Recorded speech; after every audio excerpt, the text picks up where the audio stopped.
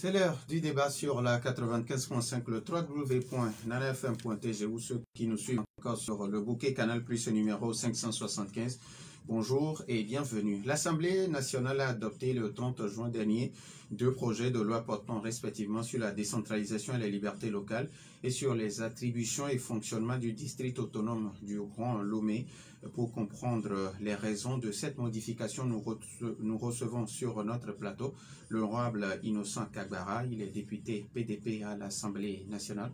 Honorable, bonjour. Bonjour. Merci d'être là pour répondre aux questions de nos auditeurs. C'est toujours un plaisir. Alors, les auditeurs, vous avez donc la possibilité d'intervenir dans ce débat, soit sur la page Facebook de Nana FM ou via téléphone sur le 91 09 71 71 ou le 96 61 58 58. Mais à partir de 7h35 avec Nestor Glo à la mise en onde, je m'appelle Norbert Douadji. Une fois encore, merci pour votre fidélité d'écoute à Nana FM. Alors, honorable, avant d'arriver sur le sujet qui nous réunit ce matin, vous avez lancé en mai dernier une plateforme dénommée Rafset Founding pour aider les jeunes. Vous voulez bien présenter un peu cette plateforme à nos auditeurs? Oui, merci. Je tiens d'abord à saluer l'ensemble de nos concitoyens, à les féliciter pour leur résilience en ces temps de crise et en ces temps d'insécurité. Et je pense que l'ensemble de la population, aussi bien le gouvernement, nous-mêmes, tous ceux qui ont un peu d'influence dans ce pays, nous sommes en train de faire la sensibilisation, tous les efforts pour que nous puissions nous aider, nous entraider à passer ces moments difficiles. Ceci étant dit, j'ai lancé, oui c'est vrai, je suis directeur aussi exécutif d'une ONG qui s'appelle Rafset, et notre contribution au problème d'emploi, au problème de résolution du chômage, la petite pierre que nous pouvons apporter à travers nos initiatives, c'est de faire quelque chose. Nous avons remarqué qu'il n'y avait pas de plateforme de crowdfunding au Togo. Nous nous sommes dit, c'est le lieu de faire quelque chose pour permettre aux primo-entrepreneurs, les plus petits et ceux qui veulent commencer, de pouvoir avoir des fonds à travers un système de réseautage où vous allez vous déposer, vous vous inscrivez, vous déposez votre projet sur la plateforme et vous marketez dans votre environnement immédiat. Ça veut dire vos amis de boulot, si vous avez un boulot, vos amis d'école, vos parents. Donc ça vous permet de faire la collecte d'un certain montant pour lancer votre projet. Donc ça, c'est la première étape. La seconde étape, avec le partenariat que nous avons avec NBF Consulting, qui est un jeune, que je salue au passage, Jonathan Agban, c'est d'avoir du crédit pour des entreprises pour l'accélération ou encore ceux qui sont au démarrage. Mais ça, c'est des fonds beaucoup plus importants. Ça va dans l'ordre de 2, 3, 4, 5 millions pour leur permettre soit d'acheter un outil, soit d'aller à l'international, soit de marketer, soit de changer l'emballage, soit d'augmenter leur production. Et maintenant, un troisième palier avec un autre jeune qui, lui, il prépare les entreprises à l'international. Donc, nous avons pensé à ces trois paliers, au démarrage, à l'accélération et à l'international. Donc, tout le monde peut aller s'inscrire. C'est www.rafsetcrowdfunding.org et vous vous inscrivez et vous déposez votre projet. Et vous aurez un lien qui vous permet de pouvoir marketer votre projet à travers tout le réseau que vous avez. Alors, est-ce qu'il faut avoir un prérequis ou bien tout le monde peut? Non, tout le monde.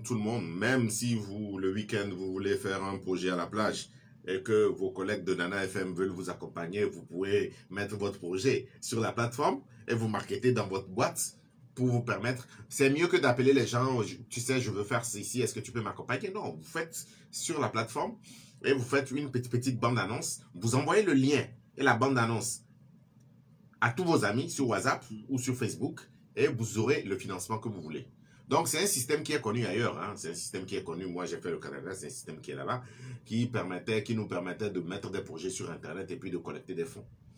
Alors, vous avez clôturé les travaux de la première session ordinaire de l'année 2022 ce jeudi 30 juin. Alors, que retenir des 4 mois d'activité?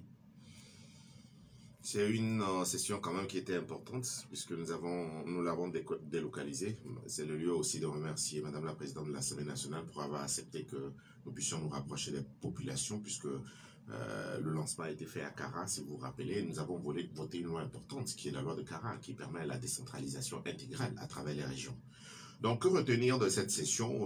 Nous avons eu 11 plénières avec 12 tests votés, qui sont des tests importants. Nous sommes revenus sur la cybercriminalité. Nous avons renforcé, disons, les prérogatives de l'agence qui va gérer l'identification numérique des Togolais. Nous avons modifié le code électoral pour que nous puissions aller aux élections régionales.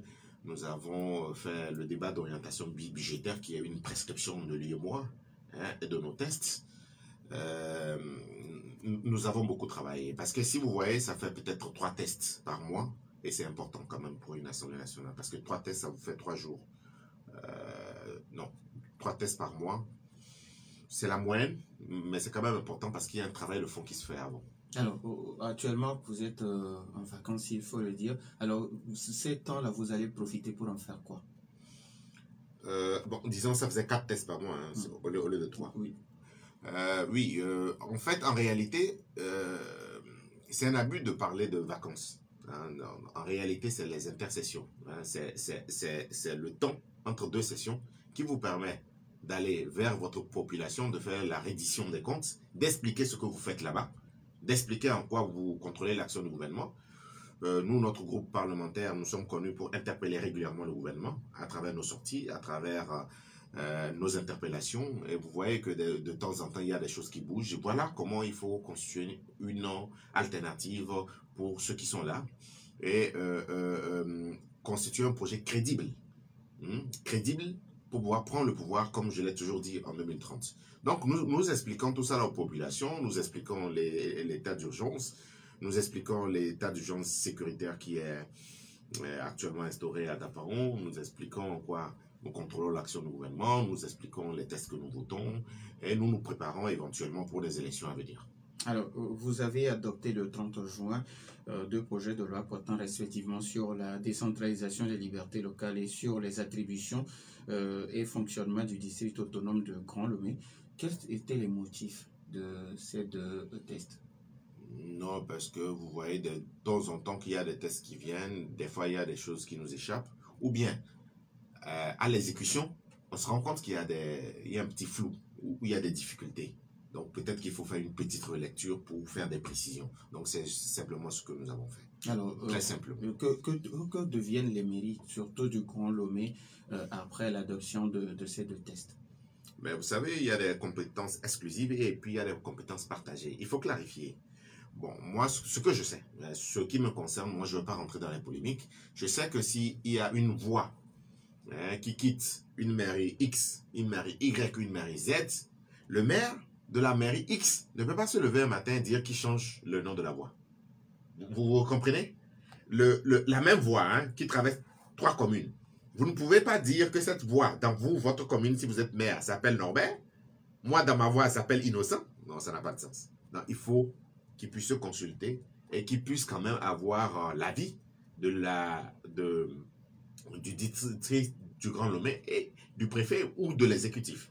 Donc, il y a des compétences qui sont partagées, il y a des compétences qui sont exclusives. Donc, on a reprécisé ça. On a reprécisé les marchés qui font partie du Grand Lomé. Un certain nombre de précisions, notamment les motifs de destitution de maire. Donc, on a fait ces précisions qui, quand même, valaient la peine. Donc, les gens peuvent faire des interprétations, mais il fallait clarifier.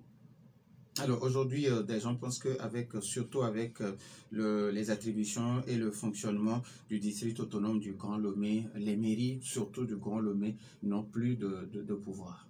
Non, vous savez, la voie, elle évolue. On peut, à l'épreuve ou bien à l'exercice, vous dire non. Effectivement, les gens peuvent porter des réserves si tant. À l'épreuve, nous nous rendons compte que ce n'est pas ça et ça revient à l'Assemblée nationale. Ça, ce n'est pas un souci. Alors, ce qui veut dire que, selon vous, c'est une bonne chose. Je pense qu'il y avait des clarifications à faire pour éviter des blocages. Moi, c'est ce que je pense. Donc, maintenant, qu'est-ce qui va arriver? Parce qu'il y a certaines mairies qui étaient contre surtout la modification sur la décentralisation et les libertés locales et les attributions du Grand Lomé. Est-ce qu'il y a encore d'autres recours pour qu'il y ait changement de ces lois? Non, je pense que on va, comme je vous l'ai dit, à l'épreuve. il n'est pas exclu que ça revienne à l'Assemblée nationale si on prouve que voilà, il y a des difficultés dans l'application. Moi, c'est ce que je pense. Alors, sur la page Facebook de Nana FM à côté, Kankoué qui écrit, paraît-il qu'aujourd'hui, l'Assemblée nationale est synonyme de oui, oui. Non, c'est pas vrai. Il y a des conciliambules, il y a un certain nombre de choses que nous faisons. Quand je le dis, bon, moi, je n'aimerais pas revenir dans le passé, mais on ne peut pas faire un débat sans parler du passé. Vous êtes minoritaire, largement minoritaire. Si même vous êtes quatre, si vous dites, non, non, qu'est-ce qui se passe après? Maintenant, si vous avez besoin des autres pour le voter d'autres tests, on fait comment? Non, l'Assemblée nationale, c'est pas une question de oui-oui. Et puis, il y a eu des débats. C'est que si on vous retransmettait ce qui se passait à l'Assemblée nationale avant l'adoption des tests, vous allez voir qu'il y a des oppositions, il y a des nuances, il y a des débats. On dit pourquoi ça, pourquoi si, on nous explique, vous comprenez. Mais quand ça vient à la place publique comme ça, ici, il n'y a pas cet effort d'explication, les gens ne comprennent pas. Donc, non, c'est une Assemblée nationale qui proteste, qui conteste, et qui est là pour faire son travail d'opposition, mais constructive. 91 09 71 71 ou le 96 61 58 58. Les auditeurs ont maintenant la possibilité sur ces deux numéros pour poser leurs questions, mais après la pause.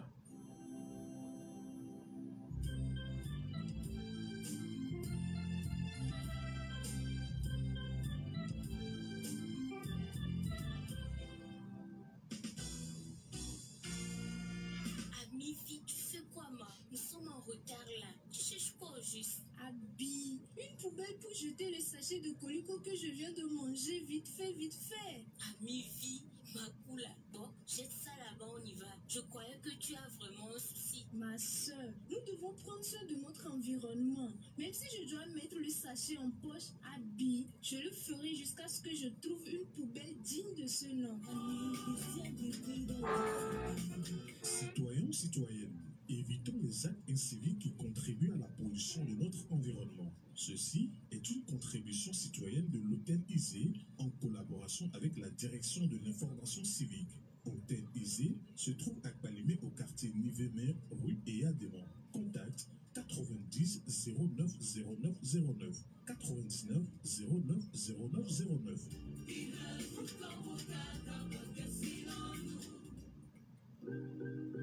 Savez-vous que vous pouvez faire des études supérieures de qualité comme en France et obtenir un diplôme français tout en étant à Lomé? C'est vrai, exactement, et c'est enfin possible à ESAM.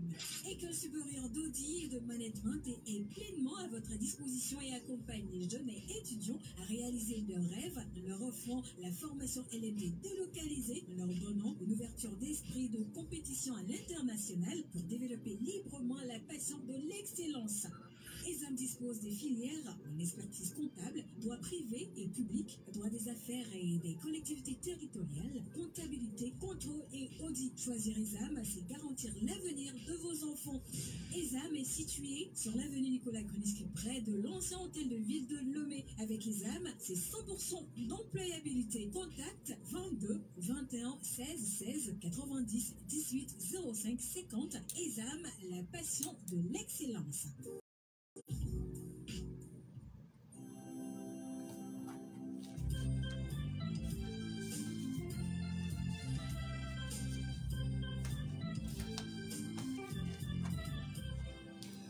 Retour dans les studios de Nana FM 91 09 71 71 ou le 96 61 58 58. Nous avons un premier auditeur en ligne. Nana FM, allô? Oui, allô. Pélé, bonjour. Bonjour. Oui, allez-y, on vous écoute. Je salue le président. Oui, bonjour, monsieur Pelé. Ok, bon, je pense que vous n'avez pas une majorité dont vous êtes qualifié pour bloquer ce qui se passe à l'Assemblée. Je pense que c'est dans l'intérêt de la population congolaise de sanctionner ce qui va se passer là-bas. Mais vous faites faire un effort, parce que vous avez un groupe parlementaire, de respecter un peu la population. Et si vous voulez faire des choses au nom de la population, allez faire la population d'abord et les informer avant de retourner à l'Assemblée. Bon, c'est tout ce qui se passe là-bas. Est-ce que quand la mairie doit 4 plaintes bon, c'est pas la mairie doit 4 seules parce que c'est toute la population, c'est toutes les mairies. qu'on le voit retirer des marchés. Les marchés qui sont censés à leur donner à manger et à aider la population. Le gouvernement sécuritaire n'arrive pas à faire tout ça. Parce que ça fait son temps que nous sommes là que le gouvernement a été ne fait rien pour ce peuple. Mais au moins, à ces élections locales que nous sommes partis, c'est ça, on sent un peu l'existence de nos mairies. Maintenant, on retrouve toutes ces choses-là encore dans la main de ces mairies-là. Qu'est-ce qu'on va vivre encore? Bon, est-ce que ce ne serait pas nécessaire à votre niveau, parce que vous avez créé un CPC-là, de discuter tout ce qui se passe là, dans le CPC, amener ça à l'Assemblée? Merci à vous aussi. Nous avons un autre auditeur. On a fait mal. Bonjour, Norbert. Monsieur Garo, bonjour. Bonjour à votre invité. Oui, bonjour. Bon, je voulais demander une question. Est-ce que quand un maire de se déplacer à l'étranger, c'est une permission qui va demander au public ou bien simple notification? Secondo, comment le Togo a pu faire pour basculer la décision de la CEDEAO et en effet l'extension? On peut dire bravo au président pour l'activer. Merci, bonne journée. Merci et bonne journée à vous aussi. Nana FM, allô? Allô? Oui, allô, Armand. Bonjour, Norbert. Comment allez-vous? Je vous porte très bien. Allez-y. Bonjour à l'invité. Oui, bonjour. Oui, aujourd'hui, il y a une partie de l'opposition, des militants surtout, qui trouvent que l'opposition parlementaire ne fait pas beaucoup. Mais au fond, je me demande, eux, ils étaient où? Aussi, dans l'optique de la construction d'une nation, mais les adversaires ne doivent pas quand même avoir cette idée de lutte permanente qui ne cesse pas. Et puis qu'on ne puisse pas trouver un minimum d'entente pour faire évoluer le pays. Vraiment, cette option amène certains à dire que l'opposition togolaise n'est pas une opposition constructive. Quelle est votre pensée là-dessus? Merci. Merci. Nana FM, allô? Allô? Oui, Michel. Oui, bonjour, M. Norbert. Comment allez-vous? Je vais bien. Votre interlocuteur, bonjour, notre invité. Oui, bonjour, monsieur. Oui, notre invité, dans son développement, a dit quelque chose tout à l'heure qui m'a un peu touché. Il a dit tout de suite que, bon, c'est quelque chose qu'on a fait au Canada et que lui, il a fait le Canada et que, bon, pour lui, bon, c'est comme ça peut marcher ici en même temps. Et justement, je voudrais attirer son attention sur ce fait-là. Parce que c'est notre sérieux problème. Le problème d'adaptation de ce qu'on a appris à l'extérieur. Parce que nous avons des réalités sociales. Et quand vous voyez, vous parlez d'une plateforme, il faut de la connexion. Il faut que les gens s'y connaissent. Et avant peut-être de s'aventurer à faire ce genre de choses-là. Pourquoi? Bon, d'abord, quel est le degré de satisfaction de ce qu'il a déjà installé et sur cette plateforme-là, son degré de satisfaction par rapport à l'engouement et autres. Et maintenant, comment il peut nous dire que cette plateforme tout de suite sera une prévision en quelque sorte de pourcentage de réussite? Et une deuxième question, c'est est-ce qu'il ne voit pas un certain conflit entre son rôle de politicien et son rôle de directeur du ONG? Et voilà ma préoccupation. Merci. Merci. 91 09 71 71 Nana FM, allô? Allô, bonjour, monsieur Norbert. Papa Sibiti, comment allez-vous? Mais ça va. Bonjour, monsieur le président et son oncle. Bonjour, Papa Sibiti. Parce que mes oncles maternels sont de Sirka. Pour me saluer le grand oncle. D'accord, je ne manquerai pas. Quand on entend chacun se dit ça, tout ce que vous faites, moi je ne vois que deux choses. Je salue la mère Isabelle Abenandi qui dit que, en principe, tous les maires doivent s'entendre parce que aujourd'hui le problème d'inondation c'est dans tout Lomé. Donc, vous devez nous aider. Moi je ne lutte que pour mon quartier je suis toujours inondé, mon président. Faites tout ce que vous pouvez faire pour qu'on nous fasse nos caniveaux depuis le fils du président Yadema, sont les gens pour nous amener dans notre bâtiment et puis nous voir le problème des collecteurs qui quittent nos maisons jusqu'à nos maisons. Je vous remercie. Avec ça, nous remercions le président pour vous-même et la Banque mondiale. Merci beaucoup. Merci à vous aussi. 91 09 71 71 ou le 96 61 58 58. Nana FM, allô? Alors, avant que d'autres auditeurs n'appellent, honorable, on va commencer. Pélé qui demande pourquoi... Ok, nous avons notre auditeur. Nana FM, allô? Allô? Oui, bonjour. Bonjour, monsieur Mandel. C'est... Monsieur Coco. Monsieur Coco. Oui, monsieur Coco, allez-y. Je salue notre invité. Bonjour. Monsieur Mandel. Oui. Concernant le vote sur la loi, notre invité disait toujours que quelque part, ils sont minoritaires. Donc, je ne sais pas ce qu'ils veulent dire là-bas. Si on est minoritaire, donc tout ce qu'on amène pour le coup de ce qui n'est pas bon aussi. Quand on est minoritaire, on ne peut pas défendre que ça n'est pas bon. Je ne vais pas faire ça. Est-ce qu'il y a une vie dans ce sens? Et secondo, dans le plutôt à différence, il y a quelque part dans les lois de la cité, il y a aussi une 6 mois avant les élections, on ne peut plus toucher le texte. Mais concernant la décentralisation de vote, en pré-campagne, on a touché à la loi, on a modifié la loi. Après, le vote, on a modifié. Et la deuxième fois encore, on modifie. Qu'est-ce qu'ils nous font voir pour les coups qu'ils font? Et après tout ça, eux qui sont sur les médias, eux, les députés de l'opposition, tous ces députés de l'opposition, donc, ils disent que leurs collègues qui sont de l'opposition, qui sont à la tête de mairie, ils n'arrivent pas à faire rien pour le peuple. Mais voilà eux qui votent les lois pour contraindre ces personnes à travailler pour le pays. Qu'est-ce qu'ils font aujourd'hui? Merci à vous aussi. 91 09 71 71 ou le 96 61 58 58. Alors, Pélé qui demande pourquoi quand on vous amène les lois, vous ne retournez pas au peuple, demandez d'abord son avis avant de réagir. Bon, je sais que notre procédure parlementaire, dans certains pays, je sais qu'il y a des consultations qui se font sur des sujets. Il y a l'ensemble des parties prenantes qui sont invitées. Ici aussi, ça se fait. Parce que pour faire une loi, c'est pas qu'un ministre est dans son bureau et puis il envoie un document. Non, c'est un travail qui prend des fois 6 mois, 1 année. On commet des experts, on discute avec les gens, on discute avec les syndicats. Donc, quand ce travail est fait, il est venu au Parlement, nous faisons notre travail d'opposition, notre travail d'amélioration des tests au niveau des commissions. Il faut que les gens le comprennent. C'est au niveau des commissions. Et ce travail se fait. Si vous lisez le rapport de la commission, vous allez vous rendre compte que il y a un certain nombre de questions.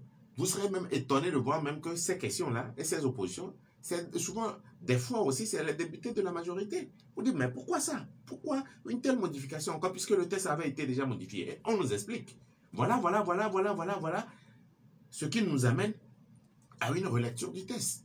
Donc, ça, c'est une question qu'il faut poser au gouvernement. Ce n'est pas nous.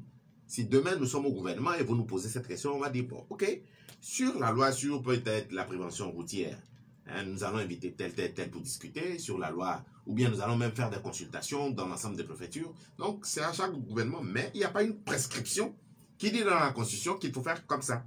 Mais je pense que ce n'est pas une mauvaise chose de consulter les gens. Moi, je trouve que ce n'est pas une mauvaise chose. Alors, il aborde les questions des marchés sur le territoire, surtout avec les PAM. Est-ce que selon vous, il faut, parce que c'est l'existence de l'EPAM maintenant qui cause problème, est-ce qu'à votre niveau... Les PAM ne posent pas problème. Les PAM, c'est les compétences qu'on lui confère pour collecter, pour gérer certains marchés et collecter les fonds avec l'OTA. Donc ça ne pose pas problème. Vous savez combien de marchés il y a dans tout Lomé? Et vous savez combien de marchés les PAM gèrent? Bon, allez lire. Non, on dit que les PAM ne gèrent que les grands marchés. Les grands, non, c'est pas vrai. Ils ne gèrent que les grands marchés. Et si vous lisez le test, vous allez voir, par exemple, Golf 3, Golf 4, Golf... vous allez voir quels sont les marchés qui sont dans la gestion de ces communes et puis quels sont les marchés qui sont la gestion de l'épargne pour le compte du district du Grand Lomé. Donc ces marchés sont listés. Alors, le PL qui demande aussi pourquoi vous ne discutez pas de ces sujets au niveau du CPC. Non, nous discutons de ces sujets au CPC. Et il faut dire même que la réouverture des foncières, quand même, c'est des idées qui sont parties du CPC. Nous discutons du CPC. Il y a un certain nombre de ministres qui sont passés chez nous et après on a vu quand même qu'au niveau du Conseil des ministres, les lignes ont bougé. Donc le CPC a impacté positivement la décision du gouvernement. Ça, je peux vous le garantir. Et même c'est à l'actif du groupe Net PDP, puisque c'est nous qui avons assuré la première présidente du CPC. Donc on a beaucoup travaillé. C'est vrai qu'il y a des choses qui vont mettre du temps. Il y a des choses, je vous assure que on a eu des résultats au niveau du CPC. Maintenant, si ce sujet doit revenir, bon, nous aurons la seconde session des activités du CPC à la rentrée. Ben, peut-être qu'on pourra en débattre. Nous, on n'est pas du tout contre. Alors, Monsieur Gallo qui demande si un maire doit aller à l'étranger, est-ce que c'est une permission qu'il doit demander à son ministre de tutelle ou juste une notification? Nous-mêmes, quand nous voulons aller à l'étranger, quand vous faites partie de l'administration, c'est compliqué. Hein? Nous sommes hommes d'affaires avant tout. Mais si vous voulez sortir, vous êtes obligé de demander qu'on vous autorise à sortir du territoire. Moi, ne voyons pas ce problème sous cet angle. Voyons le problème si vous arrive quelque chose. Parce qu'il peut y avoir un incident diplomatique, quand même pour représenter une institution de la République. Donc, c'est comme ça que moi, je vois la chose. Mais j'ai lu pas mal d'interprétations. Je peux comprendre que les gens soient préoccupés.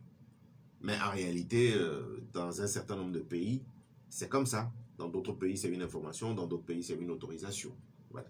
Donc, mais il faut quand même que l'administration soit au courant. C'est comme ça que moi je peux répondre. Il y a certains auditeurs aussi qui reviennent surtout sur la partie destitution du maire. Qu'est-ce qui, en quel moment on dit que le maire est destitué?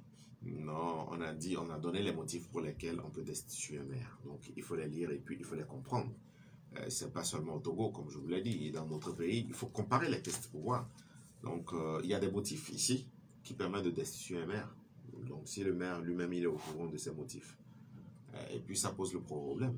Et je l'ai toujours dit, vous le dites, il y en a qui le disent comme ça, mais aux prochaines élections, si vous n'êtes pas satisfait, faites-nous confiance.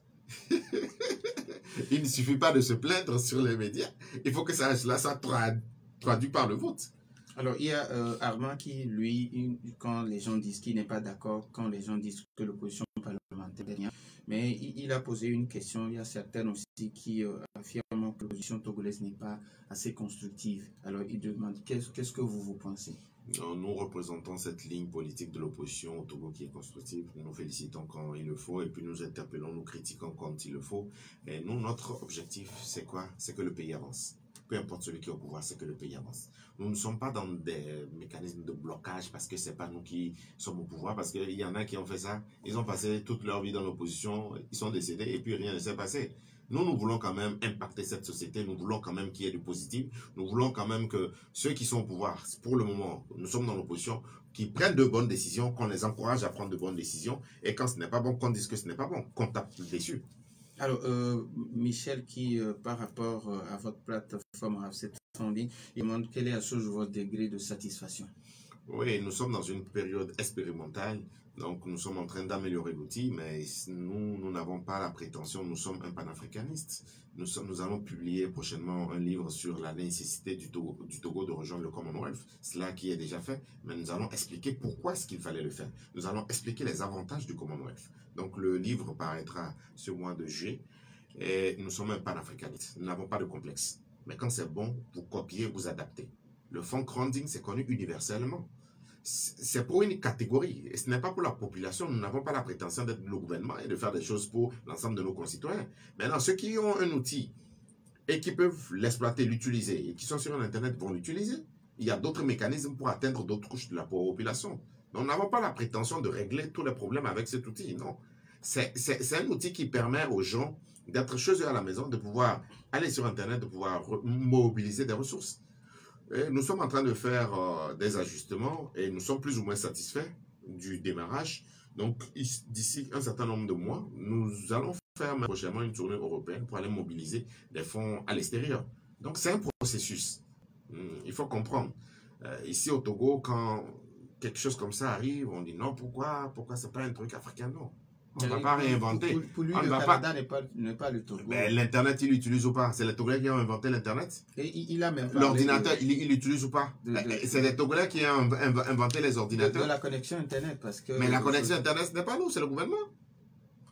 La connexion Internet, est-ce qu'il faut attendre que la connexion s'améliore ou bien qu'elle soit accessible à tous les Togolais avant de lancer des outils? Non, mon cher ami. Non. Nous, ce que nous faisons, c'est de notre chef et puis c'est à notre niveau. Donc, si tous les Togolais pouvaient faire ça, la somme de toutes les initiatives permettront quand même d'atténuer la souffrance de nos populations. Et il n'y a pas de conflit. Il n'y a pas de conflit. Il n'est nulle part dit qu'un responsable d'ONG ou un responsable d'une entreprise ne peut pas être député ou ne peut pas faire la politique. Il n'y a pas de conflit. Ah, il demande aussi quel pourcentage de réussite vous prévoyez? Nous sommes donnés jusqu'en décembre. Nous sommes en train de faire des tests. Nous sommes en train de faire des teasings. Nous sommes en train de faire un travail. En décembre, nous pourrons faire le point. Monsieur Koko qui demande, parce que vous avez bien dit que vous êtes minoritaire à l'Assemblée nationale, il dit est-ce que c'est parce que vous êtes minoritaire qu'il faut dire oui à toutes les lois? On ne dit pas oui à toutes les lois. Nous avons porté des réserves sur les lois ou bien il n'était pas au pays. Il n'était pas au pays. On nous a traité de la fameuse phrase de buveur de lait. Donc, non, ben, il faut qu'ils comprennent qu'il y a un travail qui est fait en commission. Ce que vous voyez à la télé, ça c'est les plénières. Le travail qui est fait en commission, il y a des gens qui ne sont pas d'accord, il y a des oppositions. Et il y a une amélioration du test qui nous est soumis à la plénière. Donc c'est ce test-là que nous votons. Donc si nous avons déjà des fois gain de cause en commission, nous n'avons pas à venir en plénière nous opposer. Mais j'avoue qu'il y a des tests qui nous posent problème. Mais comme je l'ai dit, nous sommes largement minoritaires. Et nous, dans notre stratégie, nous sommes dans une stratégie de construction de confiance mutuelle. Donc, nous n'allons pas nous opposer pour la forme pour dire que nous sommes les bons opposants. Non. Nous, on ne fonctionne pas comme ça.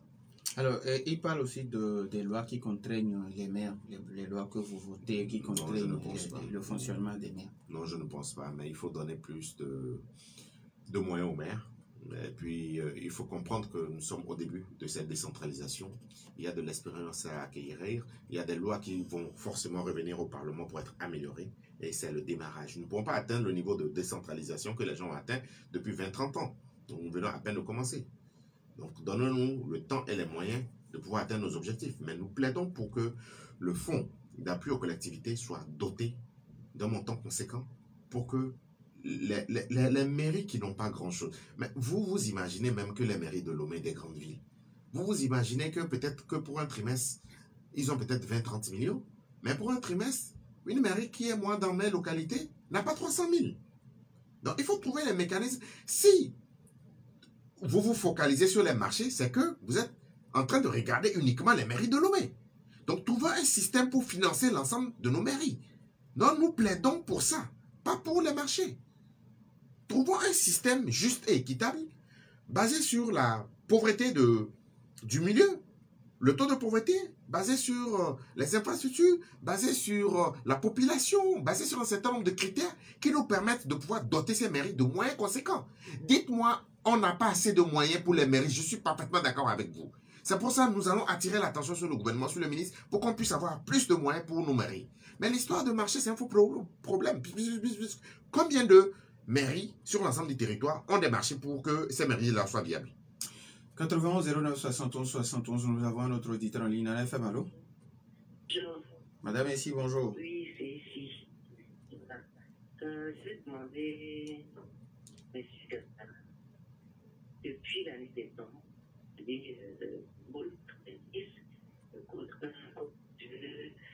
allô? Madame ici, allô? Est-ce que vous pouvez bouger un peu parce qu'on a du mal à vous recevoir? Oui. De bouger. C'est bon? Oui, ça peut aller. Ça peut aller. Oui. Depuis la boule 90 en 90, le code 1, le code 2 et tout le reste, M. Gaspara, les jeunes, ce pays demande des réformes. Il y a une transition pour des réformes démocratiques et insensées. On a du mal. C14. Et vous êtes pas à l'Assemblée. Bizarrement, on a... Allô? Oui, On a vraiment du mal à vous entendre. Vous avez du mal, hein? Oui. Au lieu d'écouter tout le monde pour parfaire les choses, ils sont là à brouiller les gens. Ils sont là à brouiller les gens. Ils travaillent combien de temps? Je veux demander qu'ils sont tout le temps en vacances. Et ils ont l'air de signer le seul parti de l'opposition, c'est-à-dire le seul parti... À chaque fois que je suis sur les plateaux, que Madame Messi parle, je n'arrive pas pour qu'on puisse avoir un vrai débat. Et puis j'aimerais que Madame Messi me dise, elle est en réalité de quel parti? Parce qu'elle prend des positions qui ne sont pas les miennes, mais que moi je respecte. Mais il faut aussi qu'elle me dise, si elle nous critique, ce qu'elle soutient, qu'elle puisse faire le bilan pour nous dire qu'est-ce qu'ils ont pu faire. Parce que si vous parlez des autres, il faut nous dire ce que vous soutenez, qu'est-ce qu'ils ont pu faire. Mais je ne pense pas que ce que Mme Messi soutient soit des modèles ici au Togo. Parce que moi, je suis un panafricain. Moi, je ne suis pas dans la querelle des chapelles. Je suis quelqu'un qui incarne un nouveau langage, la jeunesse, et nous donnons du temps pour faire les choses. Elle parle de Ball, elle parle de C14, elle parle de code 1, code 2. Nous, on n'était pas là. Et sûrement qu'elle était là. Donc, il faut qu'elle puisse nous dire quel est leur résultat à eux. Alors, elle demande, vous travaillez pendant combien de temps pour parler de vacances? Non, mais vous savez, Madame Messi, je ne la connais pas, mais on sent beaucoup d'aigreur. On sent beaucoup d'aigreur. Peut-être qu'elle ne maîtrise pas, peut-être qu'il serait intéressant qu'on puisse avoir un débat un jour pour que je puisse lui expliquer les choses. L'intercession, ce n'est pas... nous qui l'avons, c'est dans tous les pays du monde. Vous vous imaginez même qu'au Togo, on travaille plus, puisque nous on travaille 4 mois, on prend 2 mois. On travaille 4 mois, on prend 2 mois. Vous allez au Niger, vous allez au Bénin, vous allez dans tous les autres pays, c'est 3 mois et ils prennent 3 mois. Nous avons un autre auditeur. En FM, allô? Allô? Oui, bonjour. Monsieur Kokoui n'est pas permis de revenir dans cette émission. On est désolé. Allô? D'accord, oui, allez-y. Oui, je dis, cette histoire de vacances, ça peut choquer, mais c'est pas nous. C'est constitutionnel. Hein? Demain, si Mme Messi se retrouve à l'Assemblée, hein, elle ne va pas aller travailler en intercession. Quand elle ira, on va lui dire, l'ensemble des députés, ils sont en vacances. Et les vacances sont justifiées, c'est pour aller sur le terrain. C'est pour aller sur le terrain. On ne donne pas les vacances pour donner des vacances. Et elle n'a qu'à comparer, elle n'a qu'à faire une étude comparative entre les constitutions pour comprendre qu'ici au niveau du Togo, que nous prenons moins de temps. Nous prenons moins de temps et nous sommes moins dans les déplacements. Un député togolais, si on vous dit combien il touche pour aller sur le plan international, pour aller en mission, et on vous dit dans les conditions dans lesquelles nous travaillons, comparé aux autres parlements. Donc, je pense que peut-être qu'elle ne maîtrise pas, il serait intéressant qu'elle vienne au Parlement. Moi, je l'invite à venir, j'invite Mme Messi à venir au Parlement. Et puis que nous puissions avoir un débat dans mon bureau et que je puisse lui expliquer comment fonctionne le Parlement. Et peut-être qu'elle comprendra mieux. Alors, il y a un de nos auditeurs qui demande combien, selon vous, combien vous voulez pour que, quand vous parlez de fonds pour toutes les mairies, selon vous, combien est-ce que vous prévoyez? Bon, je pense, je ne sais pas, je n'ai pas le chiffre en tête, on nous a parlé de entre 6, après c'est monté à 8, mais il faut qu'on aille à 10, 12, 14, 15. Pour qu'on dote les mairies. Mais le problème, c'est que des fois, les mairies n'arrivent pas à consommer le budget. Le budget d'investissement, ils n'arrivent pas à consommer le budget parce qu'il y a un mécanisme pour consommer le budget. C'est pour ça qu'on a donné ça à la ANADEP. Donc, il faut que les mairies... il y a une structure qui doit former les agents qui travaillent à la mairie, ceux qui font partie de la décentralisation. Je pense qu'il faut qu'on active ça rapidement pour que les gens soient outillés pour pouvoir utiliser ces fonds. Et puis, n'oubliez pas qu'il y a aussi le partenariat avec l'extérieur, le jumelage avec les autres mairies. Il faut que ça soit cadré, mais aussi c'est un mécanisme de fonctionnement qui marche très bien au Sénégal et au Bénin. Il nous reste pratiquement 1 minute si vous avez quelque chose à l'endroit de la population. Comme je l'ai dit, nous avons un beau pays, nous avons des contradicteurs comme Mme Messi, c'est ça qui fait la beauté de ce pays. Il faut que nous puissions faire des débats dépassionnés, que nous puissions être positifs et comprendre que ce pays, c'est une chance pour nous tous. Nous avons une position stratégique qui nous permet, si nous prenons conscience de qui nous sommes, de pouvoir espérer être, comme je l'ai toujours dit, l'Israël de l'Afrique de l'Ouest, avec une position, et vous avez vu au niveau de la diplomatie togolaise. Quand je parle de la diplomatie togolaise, je ne parle pas du régime qui est en place. C'est la diplomatie togolaise. Peu importe si même c'est vous qui incarnez la diplomatie togolaise, il faut se féliciter parce que nous avons une diplomatie active qui est appréciée à l'international. Et même si nous venons, nous allons continuer là-dedans. Donc, nous avons ce beau pays qu'il faut chérir et nous devons comprendre que ce pays nous appartient tous. C'est un très beau pays. Nous devons le construire ensemble et nous devons plus nous aimer. Donc, voilà mon message. Un message de paix et de partage. Nous disons merci à l'honorable Innocent Kagara, député PDP à l'Assemblée nationale. Merci également à Nestor Glo pour la mise en onde. Je m'appelle Norbert Djouradi. Merci à vous aussi pour votre fidélité d'écoute à Nana FM. Bonne suite de nos programmes.